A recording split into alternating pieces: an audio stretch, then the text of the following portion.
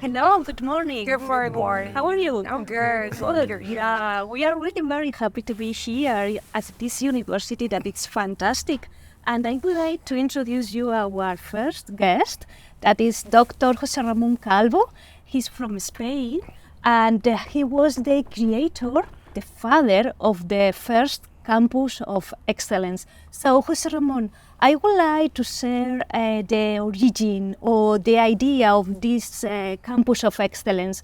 What was the main purpose, the objective? Can you tell us a little bit about that? Yes, of course. It's for me, it's like a dream to be here, because it's reborn an idea that I have in 2005 that started in a place very close from here, the Canary Islands, 100 kilometers away from here.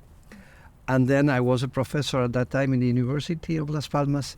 And then I think one time that it could be good to have the opportunity to give, especially Ph.D. students, the opportunity to share the knowledge with luminaries from all around the world in a place, in a safe and very relaxed environment.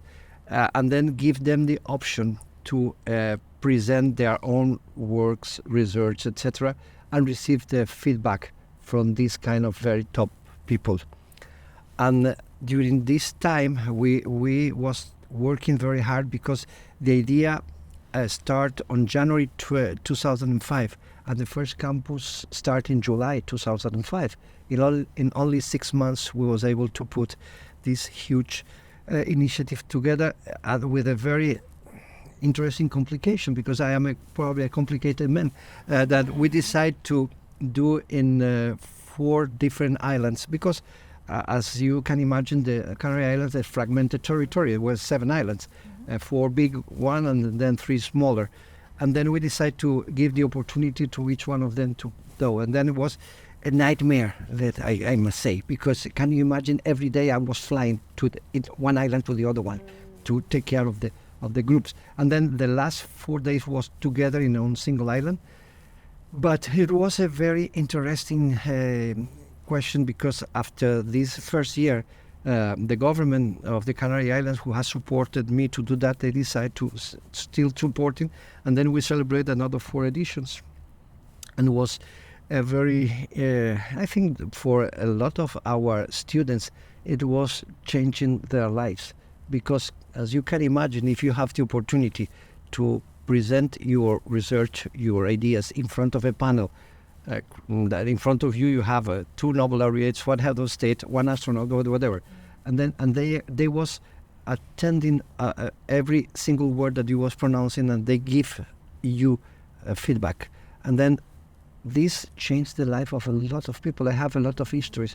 We don't have the time to share such histories, but it's very interesting how things happen for people who change their lives with the fact that this meeting with these luminaries give them the opportunity to go to the labs with some of these people, or to receive the feedback to rebuild the work that they was trying to do, etc. I think that this was the initiative. And then when the friend who is on the other side, Mustafa Shuben, decided that his idea was very good, and he said we'll try to do in Morocco.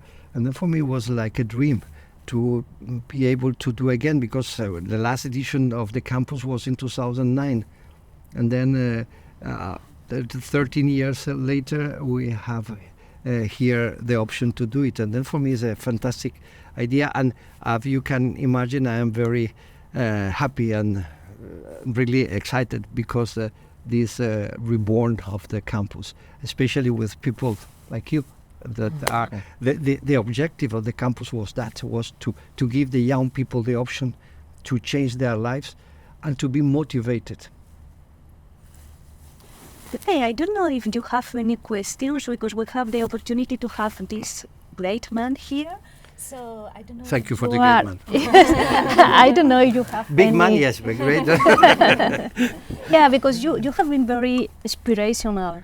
A lot of students has motivation because of they have been in this experience through the Campus of Excellence. So I don't know if you want to know anything about this, how it was organized, how the students can or could contribute to this event. I don't know if you have any questions, so feel free. And if not, I will ask him. Feel free to ask. Well, you have any concern, idea, or something that you like to know? Yeah. Thank you so much for being here. I'm going to start with a question that I have. Yeah. We know that you have a background in health domains, and some of us are actually working that are going to be future doctors and have careers in healthcare. My question is actually about technology, and I would like to hear from you, Professor, what role can technology play in enhancing all the healthcare and education systems in regions where there is only limited access to traditional healthcare systems. I would like to hear. It's a fantastic question.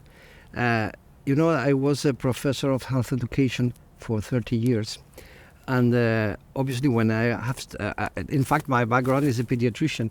I was a pediatrician on the beginning of my career as a physician, but then later I would decide to devote my time on education, and then I was teaching for 30 years. And in fact, at that time, the technology was not obviously like today. Today we have a lot of opportunities to introduce the technology as part of our tools for creating new options of treatment, of diagnosis, or early diagnosis or prevention. But as future medical doctors, I think that the first thing that you need to remember is the first idea is not the technology, but the people. You need to put the person in front of you. You are managing people. You are taking care of people who suffer, people who need your help. And then the technology will help you to do things, but you need to have in front of you, the mind is, okay, I have a person who is suffering, a person who need to be comforted, someone who need to receive your feelings, your love, because you're not only medical doctor or nurse or whatever, you are someone who help them. But answering your question, the technology will help us a lot, especially in remote areas. Because, for example, now you know that exists the robotic surgery. You can be here in Marrakesh and managing the console, and the robot could be in Ghana, and you can make a surgery because some technician is there putting the robot in the exact place, but you can do it. And then 30 years ago was unbelievable. Now it's possible to do it, and also we can do with artificial intelligence, for example, we can do diagnosis of, for example, skin diseases. You can imagine, you can send a picture, very detailed picture of a problem on your skin to a doctor who is in the other part of the world, and then he can make a diagnosis, because the dermatology is, for example, is visual diagnosis. He don't need to touch you, and then the only question is that you can see the image, and then this remote activity could probably help in the future the physicians. But again, remember that you are working with human beings. So according to your answer, the technology is important, but on the other hand, we have to remember that we have to be empathetic with the other empathic person. with the people, yes. Yes. I have a question. Of course. So you mentioned that you have a background in pediatrics. Yes. And that you continued your path to being a professor in education. Yes. So as someone who has experienced both fields, how do you feel, considering we're a crossroad where health and environmental issues meet? How do you envision universities like UM6P? What do you envision them doing to shape future leaders to address these challenges? I think that you are very lucky to be here in a place like that, in a place like put all these kind of ideas, new ideas together to give you the most advanced technology, but also the most advanced ways to learn things. But I think that I was working as a pediatrician for a while, and then I was teaching and doing a lot of other things, like creating the campus of excellence. And you need to be crazy to do something like that. But also, for example, I was working most of my 14 years of my life professionally, working on tobacco control. Yes. Because why was the reason to do that? Because when I was studying for preparing my classes, I realized that tobacco was a major problem for young people. Why? Because if you are not a smoker before the age of 18, you have only 10% of possibilities to start. And then for the tobacco companies, the target was between 11 and 18. And then it was the time that adolescent, teenager, and then I was, as a pediatrician, most of my time as a pediatrician was working with adolescents. And then I focused on that and say, okay, I need to fight against the tobacco companies to try to avoid that they put as a objective of the business that's the young people. And then I was working on that, and then this is one of the reasons that I mix my clinical experience with my education experience as a professor. I put together both, and well, the result was that I was working 14 years on that, and it was very, very interesting. The things has changed when you, for example, now it's very interesting for me to see how the tobacco companies' websites say, please don't smoke. And it was okay. 30 years ago, you say, I was in a company in Richmond, in Virginia, in North Carolina, who said, thank you for smoke. There was a very famous tobacco company. And now they say, no, please don't smoke, vape. Why? Because they are promoting the vape, the vaping. And then the vaping is the new business. In fact, if you think that the tobacco company says a long time ago that our business is not to sell cigarettes, our business is to sell nicotine, the most powerful drug who exists. The cigarette is only the best way that we find to distribute the nicotine. But today they still having the same problem. The nicotine, how is distributed today with the vaping. Thank you. No? And now with a Yes. student, can you introduce yourself and explain us who you are and what are My you? name is Mehdi Shaf. I'm a third year student. I'm studying hospital management and logistics at the Faculty of Medical Science here at UM6P. I have one question that interested me about health and diversity of culture.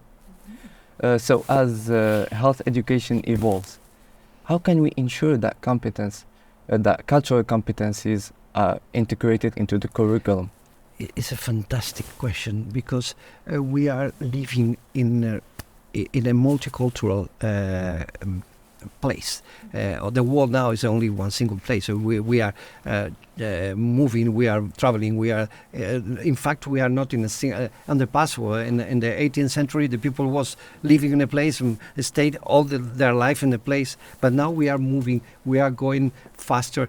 For example, the pandemic of the COVID was disseminated so fast because the people was traveling, and then it's we are now living in a multicultural world, but at the same time it's a global world, global and local.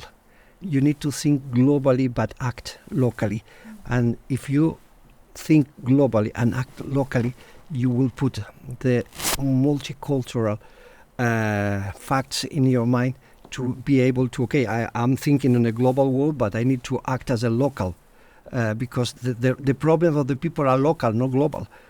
The people have their own life is on the place that they live. They take care of all the problem of the world, but you need to be sure that you resolve the problem of the local people, thinking on global but acting as a local. Yeah, this is kind of interesting because, as you have explained, I think you can create an impact in your community. Yes. And sometimes to change very big challenge, you have to act from the very beginning into your local space and create a bigger impact. Yeah. So thank you for your brilliant question. No. Yeah. Can you introduce yourself in order to know who you are? My name is Sava Aketi. I'm studying in hospital management and logistics. My question is, in what ways can academic institutions foster innovation in the medical field, while also promoting sustainability?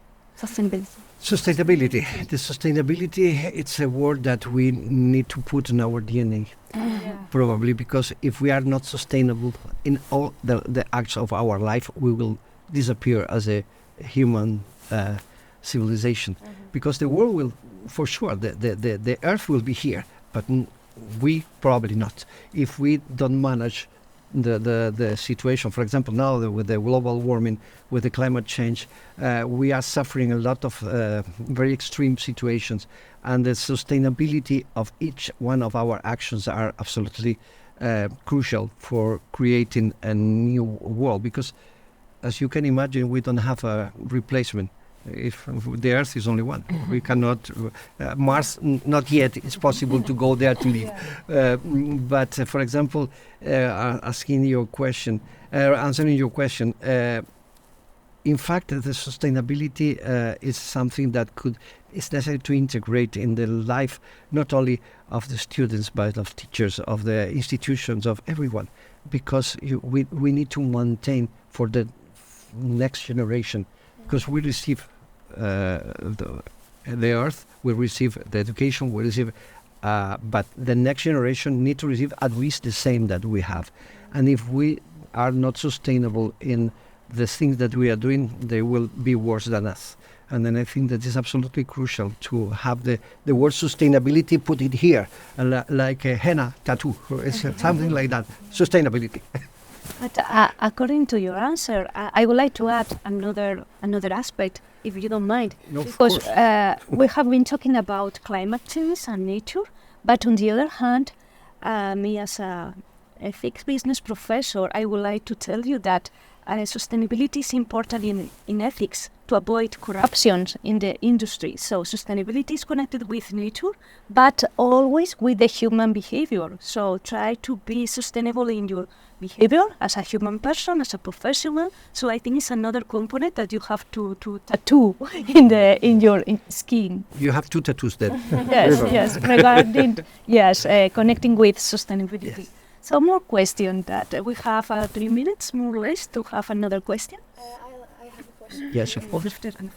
First of all, it's an honor to have you here. My name is Mbahu, and I'm third year data science student here at the College of Computing in UM6P.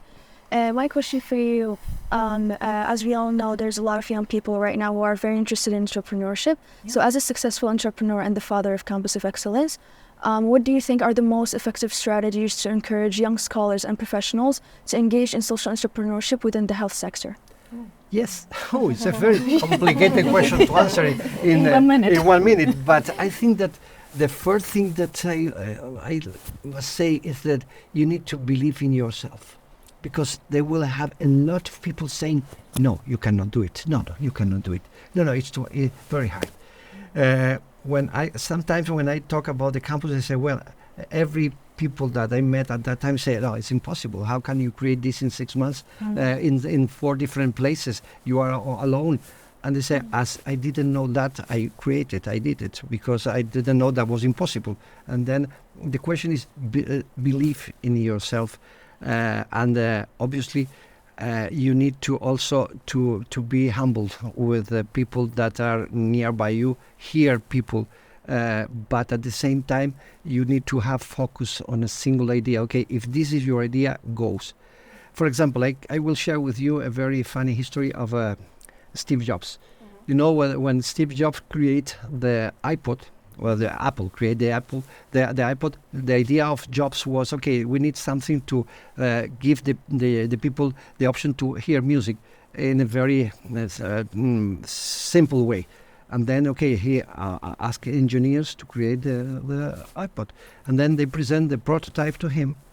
And then he said, no, it's too big. No, it's impossible to do smaller because technical. I say, okay. And then he bring the prototype and push on the aquarium in his office. And then when the bottom of the aquarium start a lot of bubbles, and he said, there are air inside, there are space. Go build a smaller one. And then, yes, and then he was able to do it because he was absolutely sure that was the focus was, okay, we need something that which is very small because people need to move with him, with this advice. And then this is the kind of thing, focus on the idea, follow, be humble, and ask for help as much as you need, but follow your sensations. It's very important to have on mind that if you have the idea, go straight. If you fail, no problem. Henry Ford says, if you fail 1,000 times, on the 1,001 you will succeed, and you have 1,000 opportunities to learn. No problem. It's an option. And of course, think on the economical result, money, but think on the impact on the society, on your community. Especially in health science. To be a leader. Yeah. And it's necessary to be leader in the communities because you have the fantastic opportunity to create leadership around you, because you will have the opportunity, because you will be natural leader, because you are receiving the training to be leaders, and then each one of you will be leaders in your community, and then I think that this will be a fantastic opportunity to do it. Last but not least. Yes, now is your turn to close this panel. Of course, I'm a fourth-year student at the School of Hospitality, Business and Management. And following what you said about sustainability, how can initiatives like the Climate Change Reality Project can translate into actionable policy? It's a very good question. The Climate Change Reality Project was a project created by Al Gore, and the beginning was, the idea was to teach in the 24 hours around the world at the 8 p.m. of every single time line. The same lecture, and then the idea was, okay, if we repeat this all around the world, the people will take care of at least the message that we are trying to sell. Was the same presentation for all of us, and I have the luck to be in Cape Verde. I was there presenting. It was very nice, a story that probably you have not the time to talk about, but it was very, very interesting experience. And then I learned that if you put together all these people, because for example in my lecture I remember was 5 million people attending the lecture, and the Gore lecture, that was the last one, was 9 million people attending the lecture. And then if you put together all the people that attended the 24 hours activity, I think there was more than 50 million people attending lectures. And then you say, with a single project, he was able to impact 50 million people. He repeated, I think, 3, 4, 5 times more. But the first one was so powerful because the idea was to create an atmosphere.